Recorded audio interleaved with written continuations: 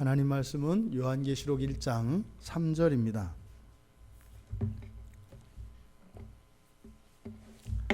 우리 같이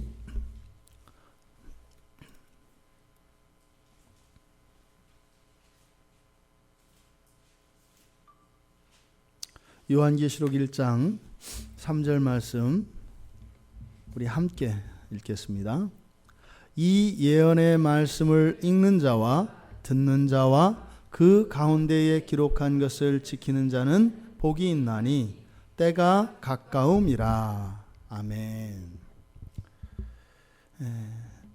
요한계시록 5장을 한번 살펴보겠습니다. 요한계시록 5장 4절 말씀 같이 읽겠습니다. 그 두루마리를 펴거나 보거나 하기에 합당한 자가 보이지 아니하기로 내가 크게 울었더니. 1장 3절에 있는 이 구문과 매우 비슷한 그 구절이 계시록 5장 4절에서도 나옵니다. 지금 1장 3절에서 사도 요한은 복을 선언하고 있습니다. 이 요한계시록에는 이렇게 복을 선언하는 이것을 이제 지복이라고 하는데요. 7지복 또는 이것을 헬라어로 마카리즘이라고 합니다. 그러니까 복을 선언하는 것. 이 복을 선언하는 것이 7번 나옵니다. 그래서 이 7이라고 하는 숫자는 매우 의도적으로 요한이 사용하고 있는 숫자입니다. 그래서 7번의 지복선언 가운데 그 첫 번째의 지복선언이 바로 계시록 1장 3절 말씀입니다. 나머지 지복들 6개의 지복은 14장 13절 그리고 16장 15절 19장 9절 그리고 22장의 7절과 14절 이렇게 해서 총 6번 복이 있도다 라고 하는 지복선언이 나옵니다. 지금 맨 처음 첫 번째 나온 이 지복선언은 예수님의 말씀에 기초한 지복선언입니다. 그러니까 이것은 사도 요한이 복의 담지자이기 때문에 복을 줄 수 있는 것이 아니라 이 사도 요한은 예수 그리스도의 말씀에 기초하여 즉 예수 그리스도께서 주신 그 권세에 기초하여 복을 선언하고 있다 이 말입니다. 누가복음 11장 28절에 예수님께서 이르시되 오히려 하나님의 말씀을 듣고 지키는 자가 복이 있느니라. 이때 예수님께서는 하나님의 말씀을 듣고 지키는 자라고 말씀을 하였습니다. 그런데 지금 사도 요한은 뭐라고 이야기하고 있어요? 이 예언의 말씀이라고 합니다. 지난주에 하나님의 말씀, 예수 그리스도의 증거, 자기가 본 것, 이 모든 것은 하나를 의미한다고 말씀을 드렸었지요. 그러니까 지금 사도 요한의 이 지복선언은 예수 그리스도의 누가복음 11장 28절의 말씀에 기초하여 그것을 다시 한번 재천명하고 있는 것입니다. 그런데 지금 여기서 선언되어지고 있는 이 복은 또한 말씀을 지키는 자들에게 말씀을 읽고 듣고 또 그 가운데 기록된 것을 지키는 자들에게 약속된 복입니다. 그러니까 그리스도로 말미암은 복이고 또한 이것은 약속된 복입니다. 누가복음 11장 8절에도 보면 내가 비록 벗됨으로 인하여서는 일어나서 주지 아니할지라도 무슨 말인지 아시겠죠? 친구라고 해도 내가 주지 않는 게 있다 이 말이에요. 않을 수 있다. 그런데 그 간청함을 인하여 일어나 요구대로 주리라. 지금 이 말씀은 무슨 말인가 하면 모든 종교 안에 있는 지성드림, 열심, 간구함 이것을 말하는 겁니다. 그래서 성경에서도 간절히 주님께 구하는 것에 대하여 주실 것이라고 하는 약속이 기독교 신앙 안에도 있습니다.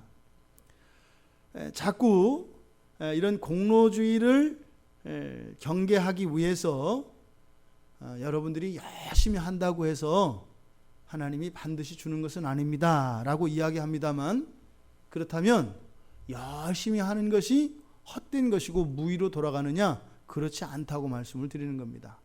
그래서 그 공로사상, 다시 말해서 하나님을 꺾으려고 하는 이러한 잘못된 의도를 경고하는 것이지, 우리의 열심히 아무것도 아닌 것으로 여겨서는 안 됩니다. 그러니까 이것이 양극단에 치우치지 않도록 조심해야 됩니다. 모든 것은 하나님이 은혜로 다 알아서 하실 거니까 그렇게 유난히 그렇게 하지 마. 그렇지 않다 이 말입니다. 분명히 하나님의 말씀을 지키고 하나님의 계명을 행하는 사람들에게 약속된 특별한 복이 있는데, 지금 사도 요한이 선언하는 이 복은 모두에게 이야기하는 것이 아니라 조건이 있는 복에 대해서 이야기를 한다 이 말입니다. 요한복음 12장 47절에서도 이것을 역설적으로 말씀을 하시는데, 사람이 내 말을 듣고 지키지 아니할지라도, 어떻게 해요? 내 말을 듣고 지키지 아니할지라도 내가 그를 뭐뭐 하지 아니하노라. 뭘 것 같으세요? 두 글자. 사람이 내 말을 듣고 지키지 아니할지라도 내가 그를 땡땡하지 아니할 것이다. 땡땡이 뭘 것 같으세요? 네? 예, 그런 의미겠죠. 심판입니다. 그러니까 하나님의 말씀, 주님의 말씀을 듣고 지키지 않는 것이 곧 하나님의 심판을 의미하지는 않는다 이 말입니다. 근데 지금 이것은 곧 내가 너희들이 내 말 안 들어도 괜찮아, 네 마음대로 해, 이런 의미가 아니에요. 이것은 누가복음 11장 8절에서 말씀하신 내용을 역설적으로 말씀하는 방법입니다. 뭐예요? 내가 너희들에게 내 말을 주는 것은 뭐예요? 너희들을 뭐 하기 위함이다? 심판하기 위함이 아니라 복 주기 위함이다 이 말이에요. 내 말을 듣고 지키면 복이 있다, 이런 의미입니다.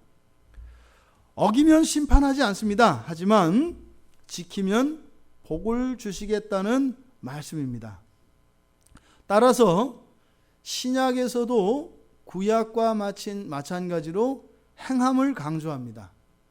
행함을 강조하는 성경 구절들이 많이 있습니다. 누가복음 8장 21절, 마가복음 7장 24절에서 27절, 또 로마서 2장 13절, 야고보서 1장 22절, 대표적인 본문들인데요.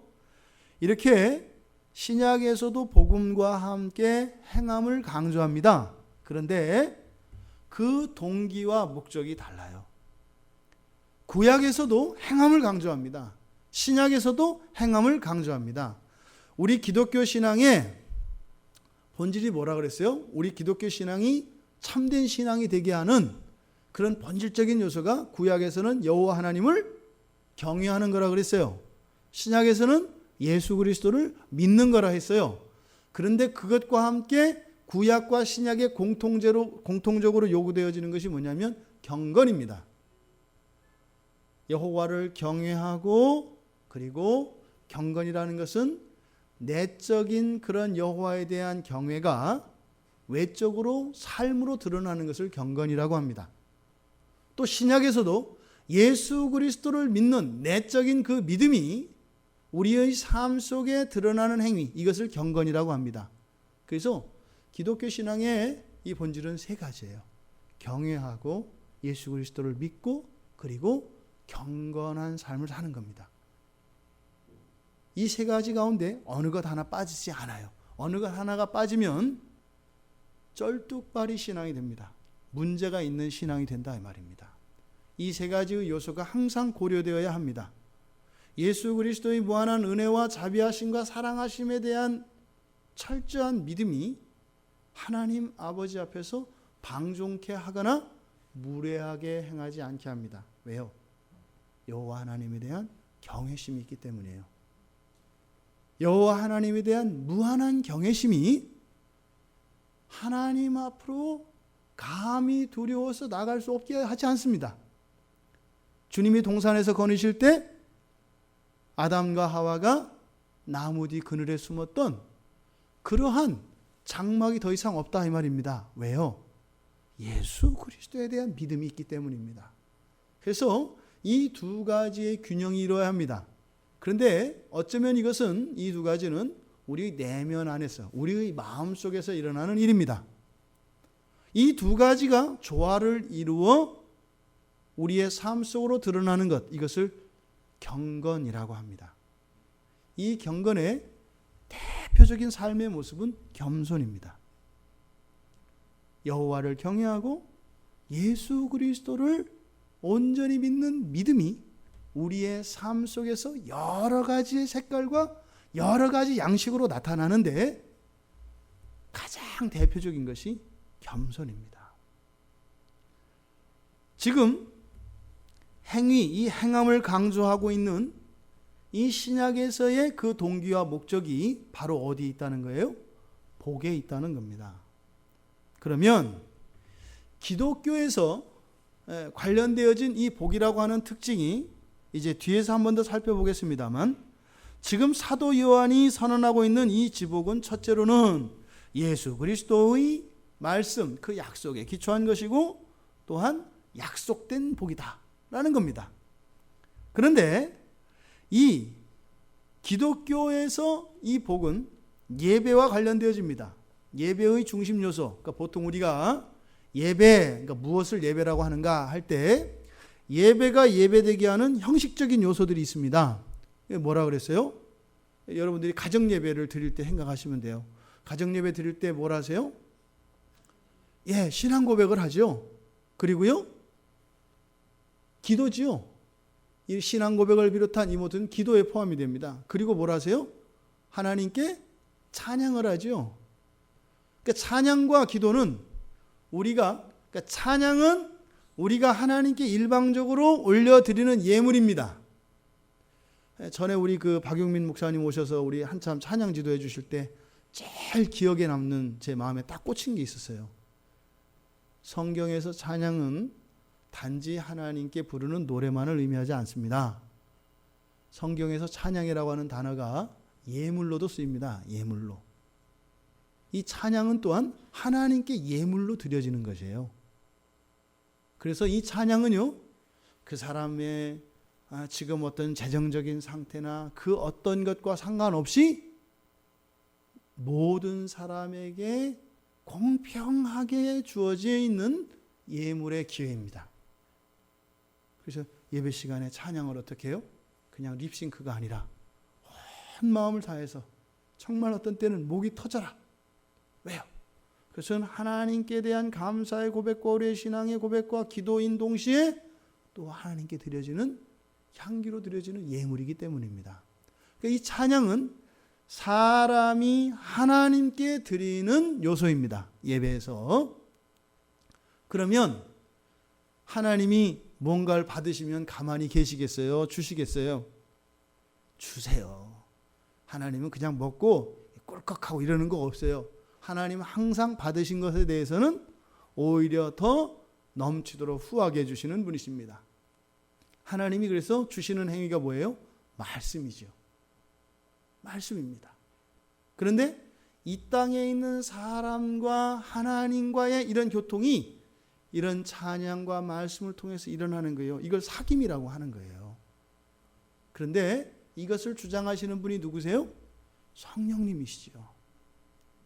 그게 바로 기도와 신앙 고백 안에 담겨 있는 것이, 신앙 고백 안에는 무엇이 있어요? 예수 그리스도를 믿는 믿음 안에서 이런 찬양과 말씀이 들여 올려지고 그것이 우리에게 베풀어지도록 하기 위한 것입니다. 그래서 기도와 찬양과 말씀 그리고 헌금, 이 네 가지가 기본적인 예배의 요소입니다.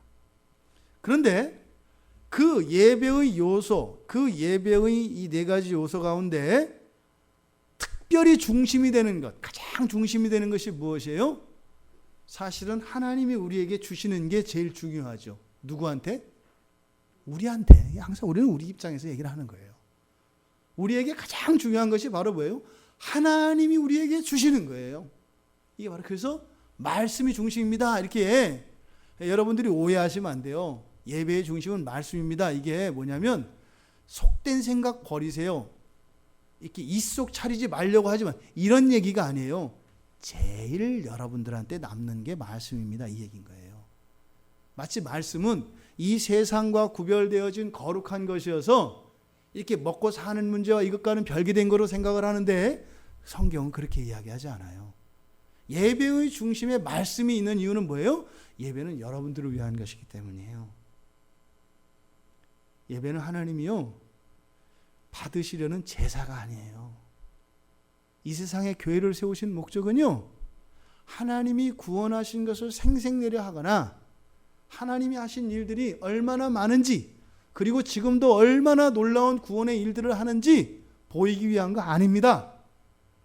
또 하나님이 그동안 여러분들 이 세상에 있는 사람들 특별히 신자들에게 베풀어 주셨던 그런 은혜들에 대한 권리 주장이 아니에요. 하나님을 예배하죠. 그런데 중심이 뭐예요? 말씀이에요. 그러니까 그 얘기는 뭐예요? 예배의 중심은 누구에게 있다? 여러분이요. 이 얘기는 여러분이 예배의 주인이라는 게 아니죠. 예배를 통하여 이루어지는 참다운 그 가치와 그 예배의 유익이 여러분을 향하여 있다는 것입니다. 그런데 이게 바뀌어서 그 하나님의 말씀으로 인하여 누릴 수 있는 유익에 마음을 쏟는 것이 아니라 예배 자체를 사람들이 주장하려고 해요. 바보들이죠. 받는 시간에 받을 수 있는 통로를 자기들이 그걸 틀어쥐고 있으면 어떡해요? 그거는 완전히 하나님께 맡기고 정말 하나님이 후히 부어주시도록 열어놔야 되는 거죠. 그리고 우리는요 받아 누리는 겁니다. 이것이 예배입니다. 지금 이 예배의 중심이 되어지는 이 말씀이 예배의 중심적 요소인데 그래서 예배의 자리에는 항상 성경이 있습니다. 항상 성경이 있어요. 그런데 성경만 이렇게 있으면 되는 게 아니죠. 성경 놓으면은 뭐 이거 자체가 누누이 말씀드립니다만 이거는 그냥 서점 가면 살 수 있어요. 이게서 막 너무 거룩하게 쓰지 말고 막 쓰시라 그랬어요. 막 쓰고 또 사서 쓰고 또 사서 쓰고 이렇게 하란 말이죠. 이 책 자체가 그런 게 아니죠. 뭐예요? 이 문자를 통하여 하나님이 우리들에게 주신 이 생명의 말씀, 이 진리를 말하는 것이죠. 그럼 이게 드러나려면 어떻게 해야 돼요? 펴야 됩니다. 그리고요, 읽어야 됩니다. 그리고요, 들어야 됩니다. 그리고 그 말씀을 꼭 붙들어야 합니다. 이게 우리에게 성경을 주신 목적이란 말이에요. 그래서 이 성경이 있으면 성경은요, 읽는 자가 있고 듣는 자가 있습니다. 그리고 그것을 지키는 사람이 있게 됩니다. 그러니까 지금 여기에서 사도 요한이 이야기하는 복이 있는 자에 대한 선언, 그 약속 있는 그 복이 약속된 자, 말씀을 읽는 자, 듣는 자, 그 가운데 기록한 것을 지키는 자라고 세 개의 구절로 나뉘어 있습니다. 근데 여기 보면은 전부 다 관사가 다 붙어 있어요. 관사가 붙어 있는 것은 어떤 의미인지 아시죠? 관사는 하나씩 독립적으로 된다 이 말입니다. 근데 헬라어에서는요, 꼭 그렇지는 않아요. 그러니까 영어 문법이나 우리가 다른 나라의 언어에서는 관사는 그것을 하나의 독립된 단위로 쪼개는 역할을 해요. 그런 거 많이 하잖아요. 뭐 이렇게 아빠이면서 목사잖아요, 저는.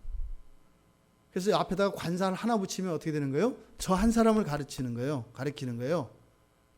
우리 아빠인데 목사인 저 사람 가르치는 거예요. 근데 앞에다가 관사를 또 붙이면 두 사람이 돼요. 한 사람은 우리 아빠고 한 사람은 또 다른 목사인 거죠. 관사가 그런 역할을 하거든요. 근데 헬라어는 꼭 그렇지는 않아요. 헬라어에서는 그렇게 나눌 때도 있고 또 이것은 이렇게 강조하기 위해서 이렇게 쓸 때도 있습니다.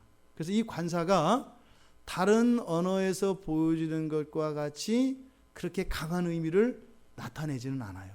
헬라어에서. 그래서 해석이 좀 다양할 수가 있습니다. 그러니까 지금 여기에 있는 말씀을 읽는 자, 듣는 자, 그리고 지키는 자, 이 셋을 심하게는 하나로 보는 경우도 있어요. 그러니까 이게 지금 예배를 말한다. 왜요? 예배의 자리는 항상 누가 있어요? 말씀을 읽는 사람이 있죠. 그리고 또 그 말씀을 듣는 사람이 있죠. 지키는 사람이 있죠. 그래서 예배의 자리를 말한다. 그래서 말씀을 읽고 듣고 지켜야 한다. 이 세 가지가 동시에 다 일어나야 한다. 이게 온전한 예배이기 때문이다. 이렇게 이제 말씀하시는 분도 계세요. 그런데 여기서 말씀을 읽는 자는 단수형으로 되어 있고 듣는 자와 지키는 자는 다 복수로 되어 있습니다. 그러니까 분명히 예배의 장면을 연상시키고 있는 것은 틀림없습니다. 하지만 여기에 관사뿐만 아니라 접속사를 이렇게 사용해서 한 것은 이 셋 모두가 아니라 셋 중에 하나, 셋 중에 하나만이라도 그 사람에게는 복이 있다라고 볼 수 있습니다. 그런데 지금 사도 요한이 이렇게 서론에서 이 말씀, 복을 맨 처음으로 복을 선언하면서 읽는 자와 듣는 자와 기록한 것을 지키는 자는 복이 있다. 이렇게 선언하신 것은 지금 요한계시록을 기록하면서 지금 요한계시록을 맨 처음에 썼을 거 아니에요. 사도 요한이. 그러니까 이 3절에는 어떤 의도가 있는 거예요? 이 말씀을 들고 공중 앞에서 읽는 장면을 연상하고 있는 거예요. 장차 이 말씀을 기록해서 편지로 보낼 것만을 이야기한 것이 아니라 뭐예요? 공중 앞에서 본인이 직접 그 말씀을 읽을 것을 염두에 두고 이 말씀을 기록했다 이 말입니다. 지금 여기에서 3절에서 강조되고 있는 것이 복이 있다는 말입니다. 복이 있다. 그래서 이 마카리스라고 하는 복이 있다라고 하는 이 단어, 이것은 여러분들이 생각하고 있는 복, 그러니까 우리나라 전통적인 복 개념, 그리고 성경에서 이야기하는 구약에서 말하는 복, 그리고 신약에서 말하는 복, 이것들이 막 혼재되어 있습니다. 우리 안에는. 그래서 성경에서 말하는 복은 무엇이냐? 구약에서 말하는 복은 현세적인 개념이 강합니다. 아주 지배적입니다. 매우 현찰입니다. 그래서 눈에 보이고 만져지지 않고 지금 당장 나에게 유익이 되지 않는 것은 복이 없는 거예요. 그래서 유대인들은 신앙이 좋은 사람인지 안 좋은 사람인지 겉으로 봐서 알 수 있어요, 없어요? 유대인들은요? 예, 지금 얘기했잖아요. 유대인들에게 있어서 복은 현세적이라고요. 그래서 누가 믿음이 좋은 사람이에요? 누가 신앙이 좋은 사람이에요? 부자예요. 부자고요. 자식도 많고요. 또 다 잘 되고요. 건강하고요. 이런 사람들이 하나님이 선택한 사람들이에요. 그래서 유대교적 배경을 둔 기독교가 미국의 기독교예요. 그래서 이렇게 했더니 나는 세계적인 지도자가 되었다. 이렇게 했더니 다른 사람들 IMF 때 다 망하는데 나는 사는 건물마다 헐값에 사가지고 10배로 튀겼다. 뭐 이런 거 하는 거예요. 그 전에 내가 단 한 번도 주일 성수를 어기지 않고 주일 예배를 빠지지 않을 뿐만 아니라 주일 학교를 잘 섬겼더니 이런 복이 있더라. 이게 이제 구약적 개념에서의 복 개념입니다. 이런 게 아주 지배적입니다. 신명기 1장 11절에 보면 이렇게 되어 있습니다. 너의 조상의 하나님 여호와께서 너희를 현재보다 1000배나 많게 하시며 너희에게 복 주시기를 원하노라. 정확하죠? 하나님이 복 주시면 어떻게 되는 거예요? 네, 최소한 1000배를 향하여 진전이 일어나는 거예요. 집도 2배, 재산도 2배. 그래서 욥이 나중에 복을 받으니까 어떻게 돼요? 2배. 계산이 정확합니다. 현세적이고 물질적이기 때문에 그래요.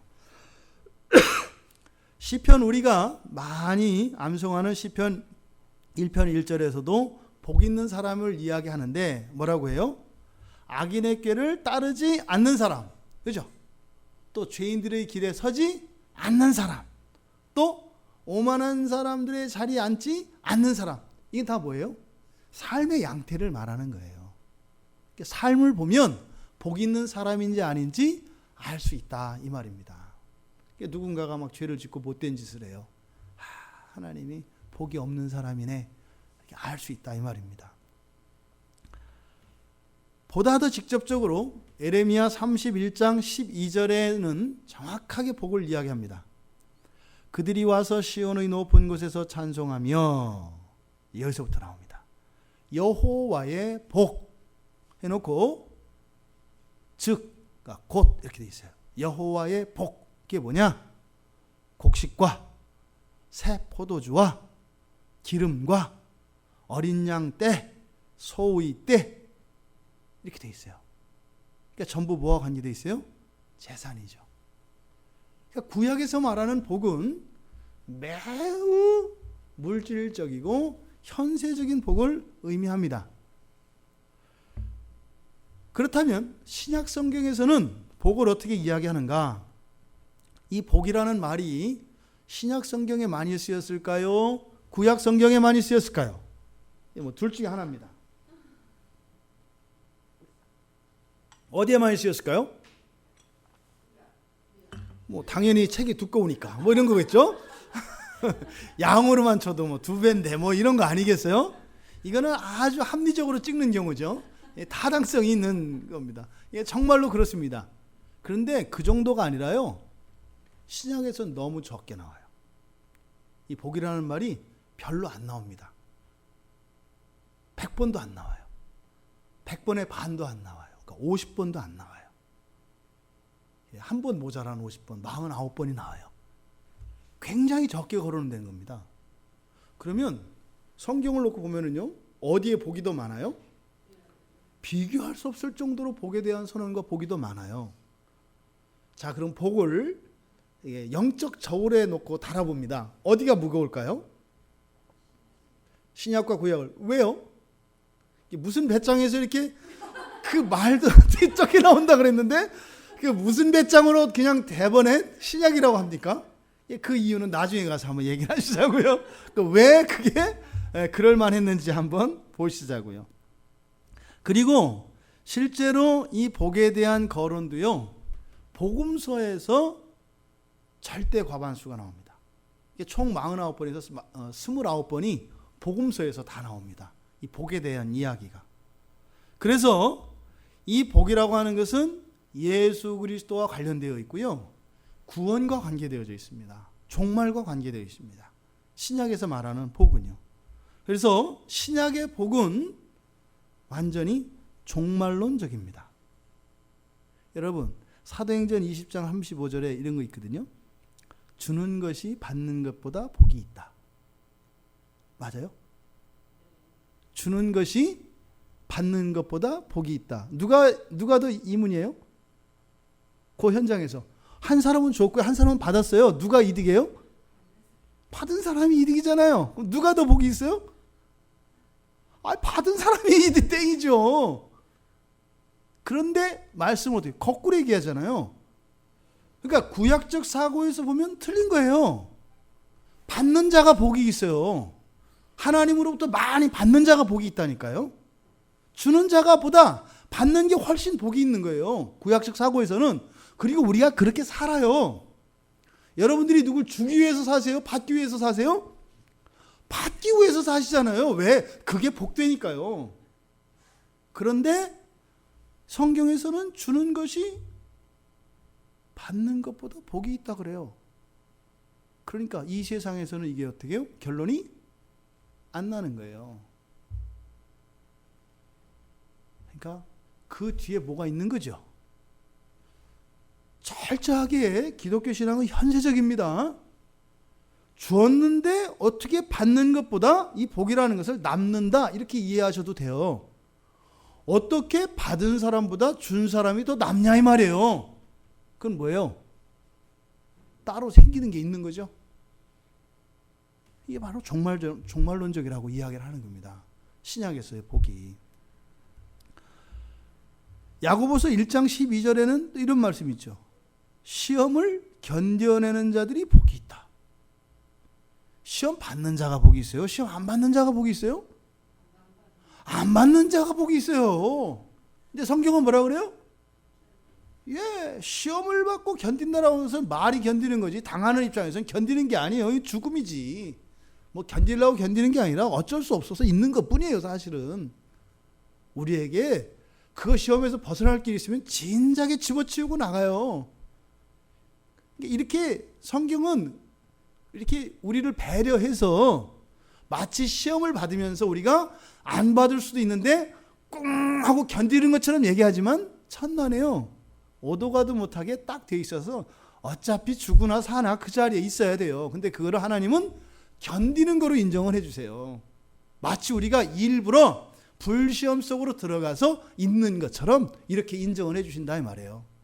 그리고 나서 뭐라고요? 복이 있다 그래요. 그럼 이제 속으로 그러는 거죠. 네가 복 많이 받으세요. 이런 거죠. 시험 많이 받고 많이 견뎌서 복 많이 받으세요. 종말론적으로 보지 않으면 신약에 있는 복에 대한 선언들은 이해가 안 되는 거예요. 억지예요. 그러니까 기독교 신앙에서 종말을 빼면은요, 신앙이 안 돼요. 우리가 종말을 잊어버리잖아요. 우리 신앙이 다 없어져요. 우리의 신앙의 완성은 종말의 끈을 놓지 않을 때 살아있는 믿음, 살아있는 신앙이 돼요. 그런데 이게 없고요, 현실로 돌아와요. 그러면 이것들은 다 율법이 되어버립니다. 이 말씀에 눌려버려요. 아니, 받는 게 더 복이 있는데 주는 게 복이 있다고 하니까 어떻게 해요? 주님의 말씀이니까 그렇죠 하는데 속으로는요, 저는 욕심이 없는 사람이라서 복이 없기를 원하나이다, 뭐 이러는 거죠. 무슨 말인지 아시죠? 복이 있는 주는 자가 아니라 복이 없는 받는 자가 되게 해주십시오, 뭐 이렇게 살아간다 이 말이에요. 종말이 없으면 이렇게 바뀌는 겁니다. 그러니까 신약에서 이야기하는 복은 종말과 뗄 수가 없습니다. 야고보서에서 복이 있다고 한 이유를 그렇게 얘기한단 말이에요. 주께서 자기를 사랑하는 자에게 약속하신 생명의 면류관을 받을 것이기 때문에 그렇다고 해요. 생명의 면류관이요. 이것이 복이다, 이렇게 얘기를 하는 거죠. 로마서 4장 7절에서도 그렇게 얘기하죠. 죄를 용서받고, 거기서는 이제 불법을 이렇게 하죠. 그러니까 지은 죄죠. 그러니까 우리가 신학적으로 이야기하는 자범죄, 원죄가 아니라 알고든 모르고든 우리가 직접 저지르는 이 모든 죄들, 이걸 말하죠. 이런 지은 죄를 용서받고 이런 죄들이 가리워진 사람들은 복이 있다 그래요. 우리가 이런 죄를 어떻게 용서를 받고 이 죄가 어떻게 가리워져요? 예수 그리스도의 십자가거든요. 우리가 회개하고요, 새 사람이 되었기 때문에 용서받는 게 아니에요. 용서받았기 때문에 새 사람이 되는 거예요. 그래서요, 그거를 패러디한 게 칭찬은 고래도 춤춘다, 이런 거예요. 가르치고 야단쳐서 되는 게 아니라 뭐예요? 그런 사람인 것처럼 인정을 해주면 고래가 춤추더라, 이런 거예요. 성경의 원리예요. 복음의 원리예요. 바로 예수 그리스도의 구원을 말하는 겁니다. 그러니까 누가 복이 있어요? 예수 그리스도를 믿는 자는 복이 있다, 이렇게 얘기를 하는 겁니다. 하나님 앞에서 스스로 정죄하지 않는 자들, 이런 것이 복되다고 로마서 14장 22절에도 얘기해요. 뭐예요? 하나님 앞에서 스스로 정죄하지 않는 자는 복되다. 이 말은요, 이 다음에 우리가 예수님 앞에 가야 깨닫는 말이에요. 여기서는 다 못 깨달아요. 문자적으로 하나님 앞에서 스스로 정죄하지 않는 자가 복되다라고 하는 이 말씀의 의미는 온전히 못 깨달아요. 우리가 이 다음에 주님 앞에 설 텐데 살면서 지었던 죄들에 대한 고백하는 시간이 있어요. 순서가 있습니다. 주님과의 만남의 시간에 그 순서지 안에 이렇게 들어가 있는 게 있어요. 사는 동안 지었던 죄에 대해서 고백하는 거죠. 여러분들이 주일에 설교 말씀 가지고 나누시잖아요. 그런 형태입니다. 그게 단지 교회의 어떤 의식이나 형식 이런 게 아니에요. 천국에서 이 다음에 주님 앞에 섰을 때 자기의 죄에 대하여 스스로 정죄할 때가 있을 텐데 바로 그것을 이렇게 현세적으로 적용해서 하는 게 그거죠. 어떤 사람은 주님 앞에 서서 자신의 삶을 고백할 때 환한 낯빛으로 초롱초롱 맑은 눈으로 주님의 눈망울을 쳐다보며 이야기하는 사람이 있을 것이고, 어떤 사람은 고개를 푹 수그리고 땅바닥을 푹 손톱으로 긁으면서 이야기하는 사람이 있을 거라는 거예요. 근데 그때 정죄하지 않는 자가 복되다 이렇게 얘기해요. 어느 정도 느낄 수 있잖아요. 그죠? 주님 만났을 때 이렇게. 바로 신약에서 말하는 이 복은 다 이렇게 종말과 관계되어져 있습니다. 그러니까 우리는 예수 그리스도를 믿는 신약의 백성이니까 우리의 복은 종말의 복이구나 이렇게 가면 안 되는 거예요. 성경은 신약 성경만 성경이 아니라 구약 성경도 성경이고 신약 성경도 성경이고 이 둘이 합해서 성경이 되는 겁니다. 그러니까 성경에서 이야기하는 복은 현세와 종말의 복을 모두 약속합니다. 그런데 구약에서 절대화되어지고 있는 이러한 현세의 복들은 무엇인가요? 종말의 복을 지향하는 것이죠. 그래서 현세의 복은 종말의 복을 바라보며 중도에 포기하지 않게 하는데 그 가치와 의미에 있어서는 비교할 수 없다. 이렇게 결론 지을 수가 있죠. 그런데 디모데전서 6장 15절에 보면 주님이 복 자체이십니다. 결국은 현세의 복이든 종말의 복이든 이런 모든 복의 총화는 예수 그리스도이십니다. 그래서 우리가 누리는 복은 예수 그리스도의 현재적인 맛복이라고 할 수가 있어요. 그러니까 지금 요한계시록이 지금 선포되어지면서 복이 선언되어지는 것, 그것도 특별한 복을 지금 요한이 선언하고 있는 것은 바로 뭐예요? 바로 그 복 자체이신 예수 그리스도를 사도 요한이 보았기 때문이에요.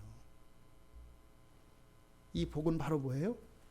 내가 두 눈으로 두 귀로 직접 보고 들었던 그 예수 그리스도를 너희들도 이 계시록 말씀을 통하여 동일한 경험과 동일한 은혜가 너희들에게 임하기를 바란다라고 이야기를 하는 거죠. 여러분들도 이 요한계시록을 통해서 복 자체이신 지금도 살아계신 그 예수 그리스도를 생생하게 만나고 봄으로써 그 그리스도를 아는 완전한 알물 통해서 나아가는 그런 복이 여러분들에게 주어지기를 바랍니다. 그런데 이 복이 누구에게 있다고요? 첫 번째로 읽는 자입니다. 여기서 읽는 자라고 하는 이 단어는 아나가 영어로 하면 리입니다. 리, 다시 이런 뜻이에요. 다시라고 하는 단어와 또 이 기노스코라고 하는 단어, 아는 단어인데 이 기노스코라고 하는 것은 구약의 야다라고 하는 단어의 번역입니다. 경험적인 알물 말해요. 그러니까 전인격적인 알물 말해요. 보통 우리가 예수님을 만나셨나요? 이렇게 물어보잖아요. 예수님을 아시나요? 같은 표현입니다. 그러니까 지정의, 지성적으로 그리고 정서적으로 그리고 의지적으로 아는 것을 말해요. 그런데 거기 앞에다가 굳이 다시라고 하는 접두를 붙입니다. 그리고 이게 현재 분사형으로 되어 있거든요. 그러니까 무엇이에요? 날마다 예수 그리스도를 어떻게 알아가요? 다시 알아가요. 다시 알아간다는 것은 틀린 오류를 잡는다는 게 아니에요. 그 다음날 그 다음날 자라가는 지식을 의미합니다. 날마다 자라가는 지식. 그러니까 이것은 영적인 인격적인 깨달음을 의미하는 겁니다. 그러니까 여기서 표면적으로는 성경 말씀을 읽는 동작과 관계되어져 있습니다만 그 읽는 자라고 하는 것은 어떻게 해요? 날마다 새롭게 그리스도를 더 알아가는 깨달음을 가지는 자라는 뜻이에요. 이런 사람들은 어떻다? 복이 있다. 그렇죠? 앞서서 그랬잖아요. 복의 근국은 누구시라고요? 예수 그리스도. 그러니까 말씀을 통해서 계시되어진 예수 그리스도를 날마다 새로 알아가니까 복이 있는 거잖아요. 누가복음 10장 26절은 영생을 어떻게 하면 얻습니까? 라고 율법교사가 질문해요. 예수님한테. 그러니까 지금 오늘날 여러분들로 말하면 어떻게 구원받아요? 그죠? 어떻게 구원의 확신을 가질 수 있어요? 이 질문과 똑같은 거예요. 이 율법교사가 물어본 게. 어떻게 해야 영생을 얻겠습니까? 이렇게 물어본단 말이에요. 그랬더니 예수님께서 뭐라고 하시냐면 26절에서 율법에 무엇이라 기록되었으며 그 다음에 이렇게요. 내가 어떻게 읽느냐 그래요. 율법에 무엇이라고 기록되었으며 내가 어떻게 읽느냐 그래요. 이 읽느냐 단어가 읽느냐라고 하는 읽다라고 하는 단어가 바로 여기에 사용된 읽는다는 그 단어입니다. 그러니까 율법에 어떻게 기록되었고 너는 어떻게 읽느냐? 그 뭐 글자 똑바로 읽니? 이런 말이 아니죠. 그러니까 예수님이 지금 율법 교사에게 어떻게 읽느냐라고 물어보는 것은 뭐예요? 그 율법을 듣고 너는 그게 무슨 의미라고 깨달았느냐? 이렇게 물어보시는 거죠. 너 율법 교사니까 다 성경 외우고 있는 사람이에요. 모세오경 줄줄줄줄 외운단 말이에요. 네가 그렇게 자부심을 가지고 있는 그 율법, 거기에서는 너는 영생을 어떻게 얻는다고 네가 깨달았느냐? 이렇게 물어보는 거예요. 그랬더니 이 율법 교사가 놀라운 얘기를 하죠. 뭐라고 해요? 내 마음을 다하며 목숨을 다하며 힘을 다하며 뜻을 다하여 주 너의 하나님을 사랑하고 또한 내 이웃을 제 자신같이 사랑하라 하였습니다. 물론 구약의 말씀을 인용한 것입니다.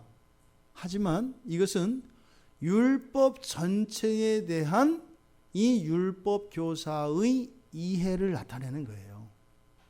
어떻게 읽느냐라고 했을 때 바로 예수님이 주셨던 구약의 모든 율법을 사랑의 계명으로 압축하셨죠. 동일한 얘기를 하시는 거예요. 그때 예수님이 인정을 해주십니다. 그렇다라고 말해요. 그러니까 여기서 읽는다라고 하는 것은 바로 깨달음을 의미한다. 또 이어서 듣는 자들이 나옵니다. 듣는 자들은 실제로 이것은 보통 읽는 것과 듣는 것, 이것은 성경에서도 그렇고 이때 당시의 문화에서 두 개가 붙여서 쓰는 관용 표현입니다. 항상 이런 고대 문서나 이런 것을 읽을 때는 읽는 것과 듣는 것을 함께 붙여서 관용 표현으로 이야기를 해요. 보통 이런 걸 수거라고 하잖아요. 그렇죠?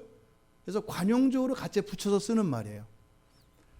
이때 듣는다라고 하는 이 단어가 우리가 신약 성경을 볼 때 아주 굉장히 자주 나오는 단어입니다. 이 아쿠오라고 하는 이 단어인데 이것은 단지 사람의 감각을 이야기하는 것이 아니라 청력 자체, 뭐 이렇게 그 이비인후과 가서 귀가 이상하다고 하니까 뭐 이렇게 청력 검사는 그때 듣는 것을 말하는 게 아니다. 듣는 내용이 있다 이 말이에요. 이 아쿠오라고 하는 단어가. 그러니까 여기서도 이 듣는다라고 하는 것은 깨달음과 관계되어 있습니다. 그러니까 앞에서 이야기한 읽는 것이나 읽는 자나 듣는 자나 결과는 어때요? 동일해요. 뭐예요? 깨달음이에요. 읽는 것과 듣는 것은 동작이 다르지만 주체와 객체의 입장으로 나타나지만 결과에 있어서는 동일하다 이 말입니다. 그래서 읽고 듣는 목적어가 똑같지요. 바로 예언의 말씀들입니다. 예언의 말씀들을 읽는 자 그리고 듣는 자들. 그 정황은 예배의 정황인데 그것을 통해서 말하고자 하는 것은 무엇이에요?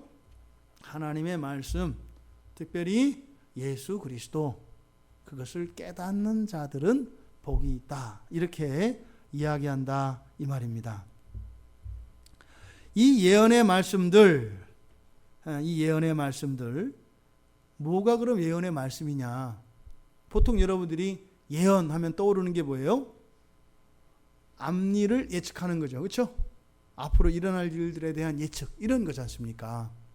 그런데 여기에 사용된 이 예언이라고 하는 이 말씀은 로마서 12장 6절과 고린도전서 12장과 14장에 걸쳐서, 즉 은사와 관련되어서 사용되어진 그 예언 있죠. 예언의 은사. 바로 은사로서의 예언을 가리키는 그 단어입니다. 또 예수님은 마태복음 13장 14절에서 선지자의 말씀, 즉 이사야의 예언을 가리킬 때 이 단어를 사용하십니다. 베드로 사도는 베드로후서 1장 20절에서 성경 말씀을 예언으로 이야기를 합니다. 하지만 지금 사도 요한이 여기서 이야기하는 예언은 성경 말씀이고 예수 그리스도에 관한 것이고 은사로서 이런 모든 것들을 다 포함할 수 있는 말이긴 합니다만, 여기서는 좀 더 구체적으로 바로 요한계시록입니다.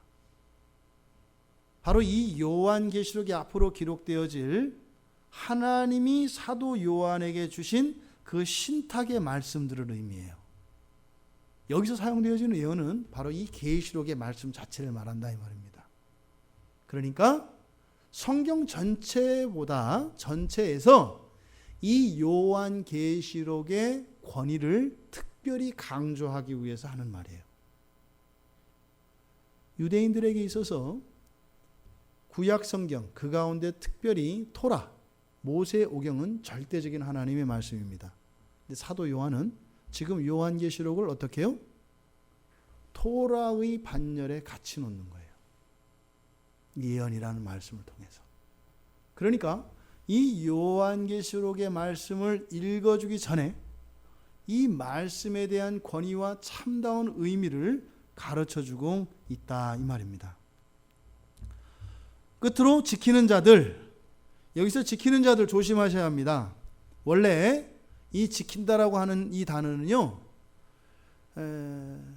실천한다고 하는 의미보다 감시하고 훔쳐가지 못하도록 잘 보존하는 의미가 더 강한 단어입니다.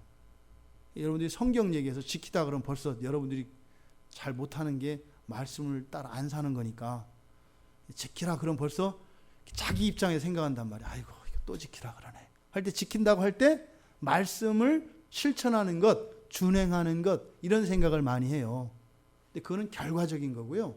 더 중요한 것은 말씀을 지키는 거예요. 목동들이 하는 일이 뭐예요? 양을 지키는 거예요. 그 셰퍼드라고 하잖아요. 지키는 거예요. 여기서 지킨다는 말이 바로 그 단어입니다.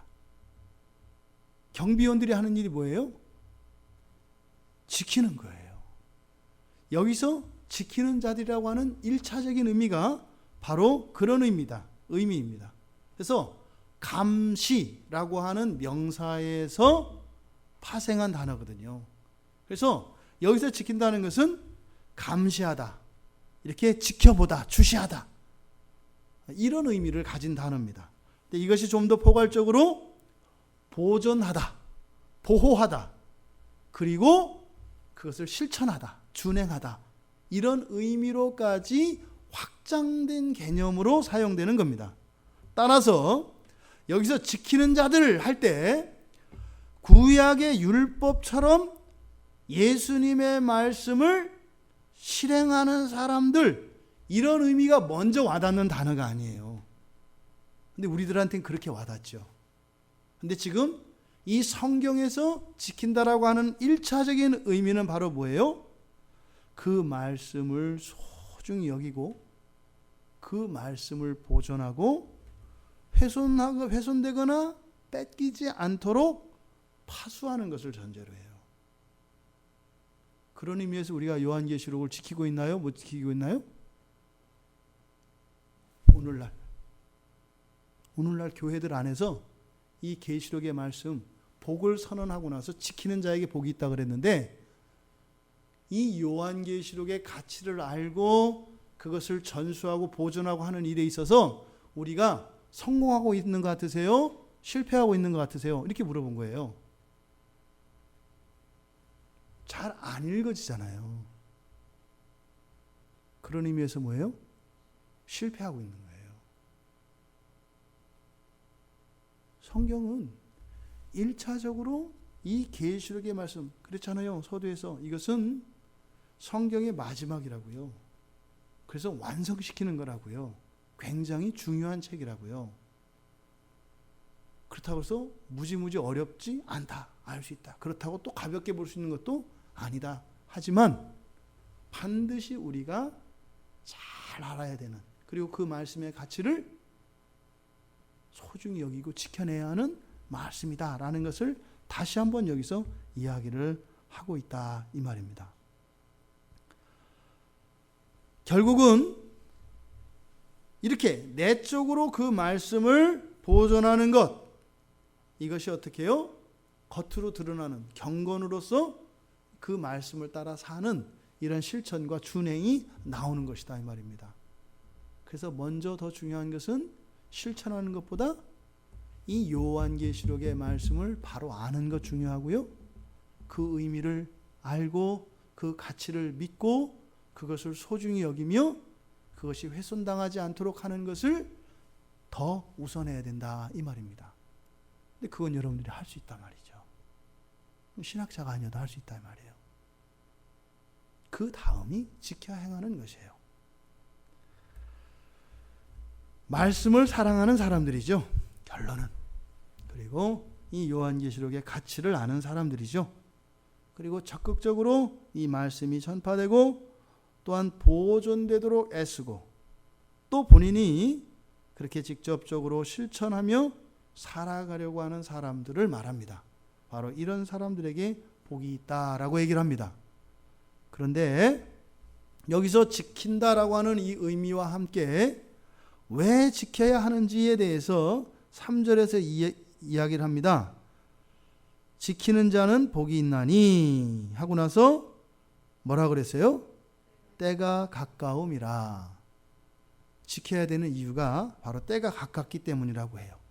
근데 여기서 때가 가깝다라고 하는 것은 여러분들이 성경에서 만나는 그런 익숙한 단어가 아니에요. 굉장히 특별하게 쓰인 말입니다. 동일한 구문이 요한계시록 22장 10절에 나옵니다. 두루마리의 예언의 말씀을 인봉하지 마라. 때가 가까우니라. 거기서 때가 가까우니 똑같은 구문이에요. 거기에 22장 우리말 성경에 22장 10절에 때가 가까우니라 해서 아주 중요한 결함이 있습니다. 그때 때 앞에 그라는 정관사를 넣어야 돼요. 왜냐하면 때가 가깝다 할 때 정관사를 써서 그 때라고 표현하는 것은 딱 두 번밖에 안 나옵니다. 지금 1장 3절과 22장 10절에서. 그래서 이것은 뭐냐면요, 때가 가깝다, 하나님 나라 가까웠다라고 하는 많은 표현들이 있어요. 그것과 지금 요한계시록에서 말하는 그때가 가깝다라고 하는 이것과는 완전히 차별되는 이야기입니다. 지금 여기서 때는 카이로스입니다. 우리가 때를 이야기할 때 크게 두 가지를 우리 염두에 둬야 된다 그랬죠. 카이로스의 때와 크로노스의 때. 그래서 시간의 흐름, 연대기, 이것을 크로노스라고 하고, 그 연대기 시간의 흐름 속에 하나님의 역사가 일어나는 요 때를 카이로스라고 한다 이 말이에요. 여러분들이 기도하셨잖아요. 아까 우리가 설교를 듣기 전에 기도했잖아요. 그죠? 그 기도가 이루어졌나요? 안 이루어졌나요? 예? 예, 안 이루어진 줄로 알고 기도한 기도는 안 이루어집니다. 그런데 이루어진 걸로 믿고 기도한 기도는 이루어집니다. 그런데 지금 현재는 성취가 됐어요? 안 됐어요? 그러니까 크로노스의 시간에서는 안 됐죠. 믿고 기도하십시오라고 하는 것은 뭐냐면 믿음은 카이로스의 시간 안에서 이루어집니다. 근데 우리에게 경험되어지는 것은 언제요? 이 카이로스의 하나님의 때라고 하는 시간과 우리가 사는 인생의 시간 속에서 만나는 순간 응답을 우리가 받는 거예요. 근데 이루어진 건 언제 이루어졌어요? 기도할 때 이루어진 거예요. 다니엘 얘기할 때 말씀드렸잖아요. 다니엘이 기도할 때 그때 이미 기도가 응답되었는데 내가 오려고 하는데 이런 사단의 방해가 있어서 걔들하고 전쟁하느라고 시간 걸려서 이제 왔어 이렇게 하잖아요. 이게 카이로스와 크로노스가 만나는 시간대거든요. 지금 여기에서 이야기하는 때가 가까웠다라고 하는 것은 바로 그걸 말해요. 그러니까 다른 데서 이야기하는 그 때와 여기서 말하는 때는 다릅니다. 그래서 지금 여기에는 그라는 말을 붙여야 돼요. 그 때라고. 1장 3절과 22장 10절에는 신학적으로 굉장히 중요한 구절입니다. 마가복음 1장 15절에서도 예수님이 그러시죠. 또 사도 요한도 그러죠. 때가 찼다. 그죠? 하나님 나라가 가까웠다. 때가 되었다. 또 다니엘도 다니엘서 7장 22절에서 그렇게 이야기해요. 때가 이름에 성도들이 나라를 얻었더라. 때에 대해서 이야기해요. 다 같은 거거든요.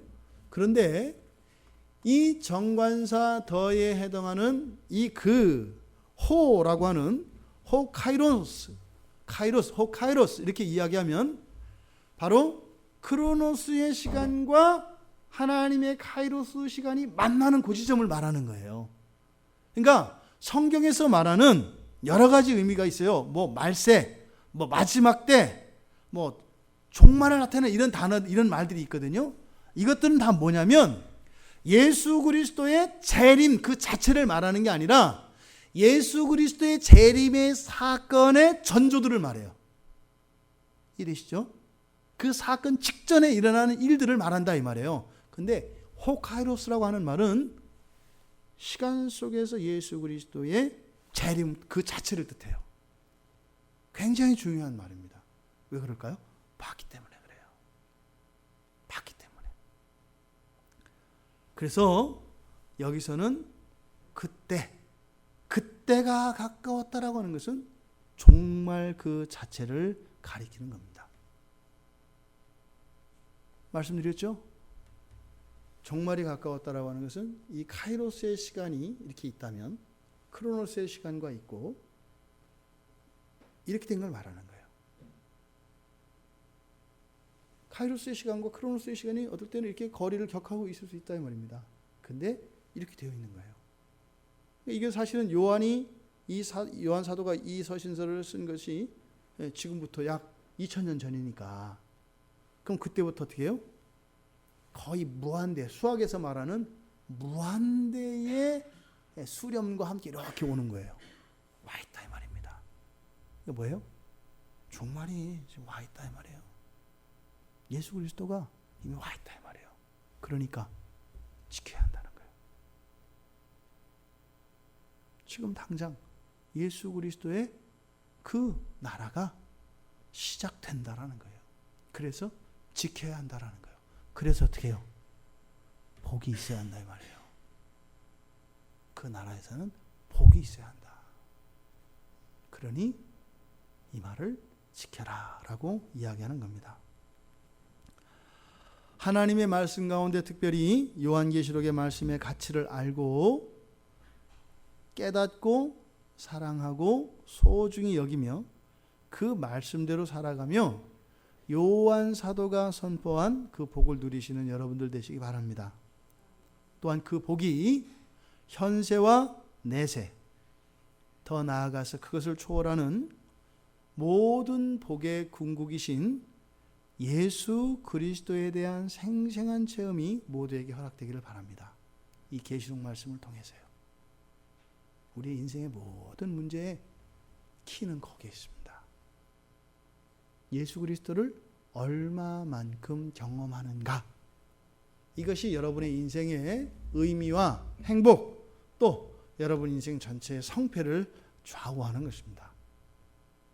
그런데 그것을 뒷전으로 하고 다른 무엇에 여러분들이 의미를 두신다면 사도 요한은 실패라고 얘기를 하는 겁니다.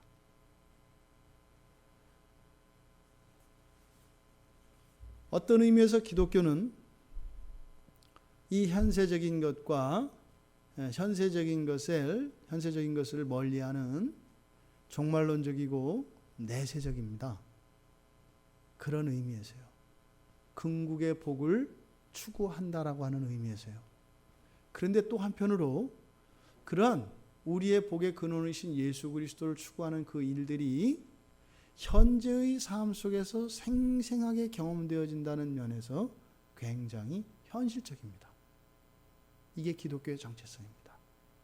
여러분의 삶의 자리에서 예수 그리스도에 대한 경험과 체험이 없고 그 예수 그리스도가 여러분의 삶의 기쁨과 만족이 되지 않는다면 내세도 없다는 겁니다. 부디 현세와 내세 모두의 복을 선포하고 그 모든 것이 예수 그리스도로 귀결되어지며 예수 그리스도 안에 그 모든 것이 있다고 하는 이 참다운 진리가, 다시 말해 이 예수 그리스도가 이 현세에서도 우리의 복의 모든 것이며 내세에서도 우리 복의 모든 것이라고 하는 이 말씀이 여러분의 삶 속에 실제화되기를 바랍니다. 그래서 여러분의 삶이 오직 그리스도로만 자랑할 수 있는 여러분들 되시기 바랍니다. 여러분들이 그리스도 이외의 다른 어떤 것에 대한 자랑은 손해입니다. 많이 손해입니다. 그렇다고 해서 하고 싶은데 하지 말라는 게 아니죠. 하면서 그 생각을 하라는 거죠. 아직도 내가 손해를 많이 보고 사는구나. 부디 여러분들이 날마다 예수 그리스도만 자랑하며 그렇게 살아가실 수 있는 여러분들 되시기를, 그래서 참으로 복이 있는 자들 되시기를 주님의 이름으로 축원드립니다. 우리 같이 말씀을 생각하며 같이 기도하겠습니다. 하나님, 복 있는 자 되기를 원합니다. 모든 복의 원천이시고 근원이시며 복의 총화이신 예수 그리스도 안에 있는 현세와 내세의 모든 복 허락해 주시기 바랍니다. 날마다 그리스도를 더 알아가는 지식에 완전케 하여 주시고 예수 그리스도 그 이름 한번 부르는 것만으로도 이 세상을 이길 수 있는, 이 세상의 어려움과 슬픔과 좌절을 딛고 설 수 있는 우리들이 될 수 있게 달라고 우리 같이 기도하겠습니다.